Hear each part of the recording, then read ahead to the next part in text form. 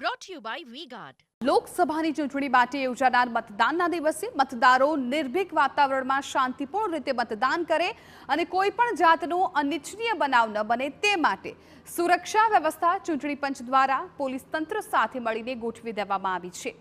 સંવેદનશીલ અને અતિસંવેદનશીલ વિસ્તારોમાં અર્ધલશ્કરી દળો અને અન્ય રાજ્યોની એસઆરપી અને સેન્ટ્રલ આર્મ ફોર્સની કંપનીઓ તૈનાત કરવામાં આવી। અમદાવાદના વિવિધ વિસ્તારોમાં ફ્લેગ માર્ચનું પણ આયોજન કરવામાં આવ્યું હતું। તો શહેરમાં કોઈ બનાવ ન બને તે માટે પોલીસ પણ સતર્ક છે અને આ અલગ અલગ જે બેઠકો છે ત્યાં એલર્ટ મોડ પર પોલીસ છે। અમદાવાદ, પૂર્વ પશ્ચિમ, ગાંધીનગર અને ખેડા બેઠક પર મતદાનને અમદાવાદ પોલીસ એલર્ટ મોડ પર છે।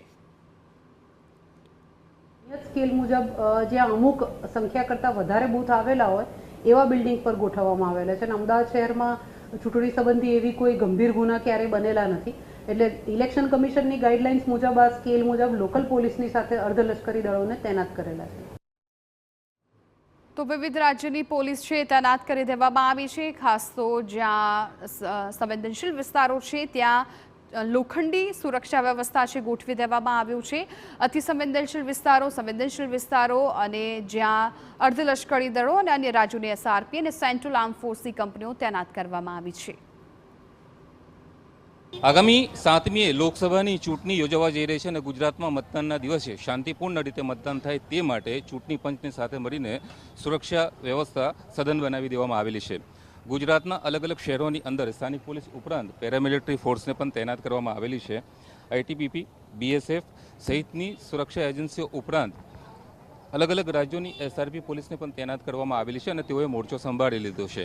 મતદાન પૂર્વે અમદાવાદ શહેરના અલગ અલગ વિસ્તારોની અંદર આ પ્રકારે આજે પેરામિલિટરી ફોર્સ છે તેઓએ જે સંવેદનશીલ અને અતિસંવેદનશીલ વિસ્તારો છે કે જ્યાં કાયદો વ્યવસ્થાની પરિસ્થિતિના ગંભીર પ્રશ્નો ઊભા થતા હોય છે તેવા વિસ્તારોમાં ફૂટ પેટ્રોલિંગ શરૂ કર્યું છે અને મતદાનના દિવસે જે સંવેદનશીલ અને અતિસંવેદનશીલ બૂથો હશે ત્યાં પણ આ જે અર્ધલશ્કરી દળો અને અન્ય રાજ્યોની એસઆરપી પોલીસ હશે તેઓને તૈનાત કરવામાં આવશે।